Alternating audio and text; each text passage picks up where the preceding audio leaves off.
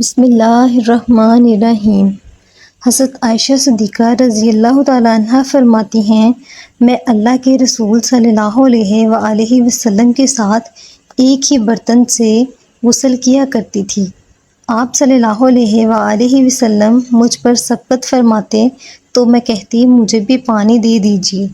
ایک اور روایت میں ہی ہے کہ نہاتے وقت میرا اور رسول اللہ صلی اللہ علیہ وآلہ وسلم کا ہاتھ ہی برتن سے پانی لینے میں آگے پیچھے ہوتا تھا، اور حضرت عائشہ فرماتی ہیں کہ نہ تو آپ نے کبھی میرے ستر کی طرف دیکھا اور نہ ہی میں نے کبھی آپ کے ستر کی طرف دیکھا۔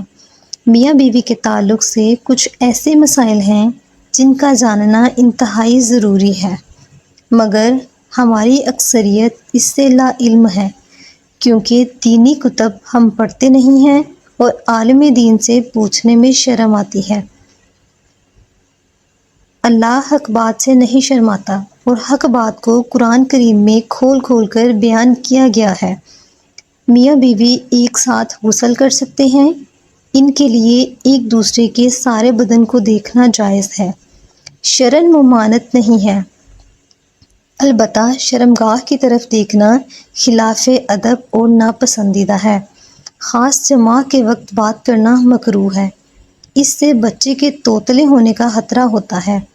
اس وقت عورت کی شرمگاہ کی طرف نظر کرنے سے بھی بچنا چاہیے کہ بچے کے اندھے پیدا ہونے کا امکان ہے۔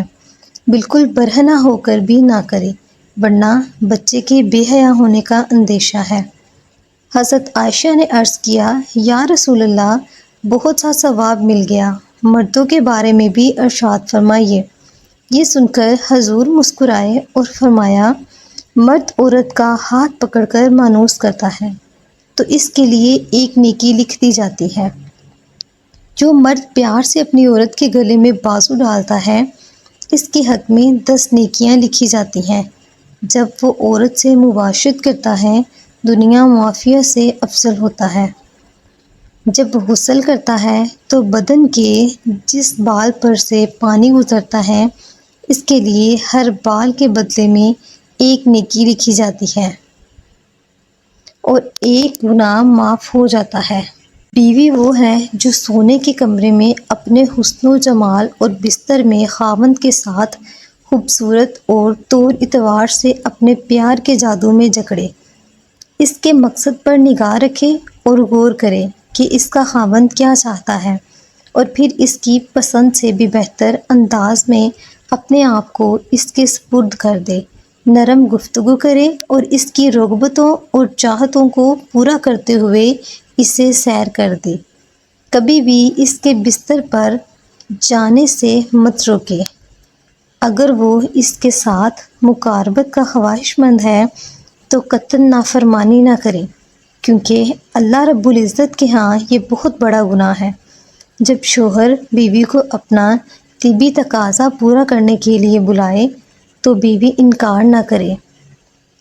اس سلسلے میں احادیث مبارک میں واضح تعلیمات موجود ہیں، چنانچہ ارشاد نبوی ہے، خاوند بیوی کو اپنی حاجت پوری کرنے کے لیے بلائے اور بیوی انکار کرے، جس پر شوہر غصے کی حالت میں رات گزارے تو صبح تک فرشتے اس عورت پر لعنت بھیجتے رہتے ہیں۔ دوسری روایت میں ہے، حضرت طلحہ رضی اللہ تعالیٰ عنہ فرماتے ہیں، رسول اکرم صلی اللہ علیہ وآلہ وسلم نے فرمایا، جب شوہر اپنی بیوی کو بلائے تو وہ اس کے پاس چلی جائے، چاہے وہ روٹی پکانے کے لیے تندور پر ہی کیوں نہ کھڑی ہو۔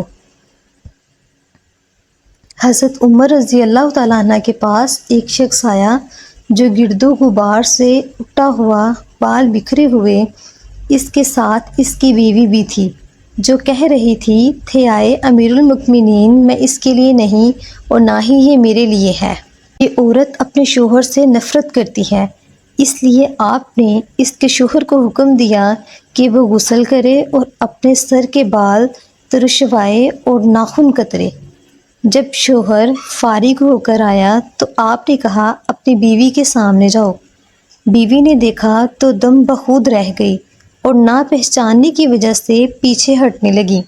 جب پہچان لیا تو اس کا بوسہ لیا اور اپنے دعوے سے دستبردار ہو گئے۔ حضرت عمر رضی اللہ تعالیٰ عنہ نے فرمایا کہ تمہیں ان کے ساتھ اس طرح کا برتاؤ کرنا چاہیے، اللہ کی قسم انہیں یہی پسند ہے کہ تم ان کے لیے آراستہ پیراستہ رہو، جیسا کہ تم چاہتے ہو کہ وہ تمہارے لیے ہی بنی سنوری رہے۔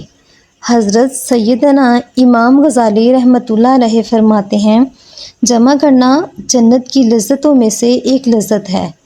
حضرت سیدنا جنید بغدادی فرماتے ہیں، انسان کو جمع کی ایسی ہی ضرورت ہے جیسے کہ غذا کی۔ حدیث نبوی صلی اللہ علیہ وآلہ وسلم ہے کہ مرد کا اپنی بیوی کے ساتھ اکٹھے سونا ایک ہی بستر میں سونا افضل ہے، یہ کہ کسی ایک کو عذر ہو، اس لیے کہ مقصد ہم بستری کرنا نہیں بلکہ مقصد بیوی کے دل کو خوش کرنا ہے۔ اسے خوش کرنے کے لیے ایام کے دنوں میں بھی اس کے قریب ہو جانا انبیاء علیہ السلام کی سنت ہے۔ سیدنا عبداللہ بن عباس رضی اللہ تعالیٰ عنہ سے روایت ہے، نبی کریم نے فرمایا، جو آدمی اپنی بیوی کے پاس آنے سے پہلے یہ دعا پڑھتا ہے، ترجمہ: اللہ کے نام کے ساتھ، اے اللہ مجھے بھی شیطان سے بچا اور میری اولاد کو بھی شیطان سے محفوظ رکھ، جو تو مجھے عطا کرے۔ اگر میاں بیوی کے تعلق میں اولاد کا فیصلہ کر دیا گیا تو شیطان کبھی بھی اس کو نقصان نہیں پہنچا سکے گا کہ شوہر اپنی بیوی کی مرضی کے بغیر زیادہ سے زیادہ 4 ماہ کی مدت تک عرص سے دور رہ سکتا ہے۔ امام جلال الدین سیوطی رحمۃ اللہ علیہ نے حضرت عمر رضی اللہ تعالیٰ عنہ کے حوالے سے یہ بیان کیا ہے کہ آپ رات کے وقت گشت کر رہے تھے تو ایک گھر سے ایک عورت کی آواز آ رہی تھی جو اشعار پڑھ رہی تھی۔ اس شعر کا مفہوم یہ تھا کہ اس کا شوہر گھر سے کہیں دور چلا گیا تھا اور وہ اس کے فراق میں غم زدہ تھی۔ عمر فاروق رضی اللہ تعالیٰ عنہ کے گھر آئے اور اپنی زوجہ سے دریافت کیا کہ شادی شدہ عورت اپنے شوہر کے بغیر کتنی مدت تک صبر کر سکتی ہے؟ تو زوجہ نے جواب دیا 3 سے 4 ماہ۔ اس پر آپ رضی اللہ تعالیٰ عنہ نے جواب دیا 3 سے 4 ماہ۔ اس پر آپ رضی اللہ تعالیٰ عنہ نے حکم جاری کر دیا کہ ہر فوجی کو 3 سے 4 ماہ کے بعد ضرور چھٹی دی جائے تاکہ ہر فوجی اپنے بیوی کا حق ادا کر سکے۔ اللہ تعالیٰ ہمیں دین حق پر چلنے کی توفیق عطا فرمائے اور بیوی سے محبت اور اس کے حقوق ادا کرنے کی توفیق عطا فرمائے۔ آمین ثم آمین۔ آپ سب سے گزارش ہے، ویڈیو پسند آئے تو چینل کو لائک اور سبسکرائب لازمی کیجیے گا۔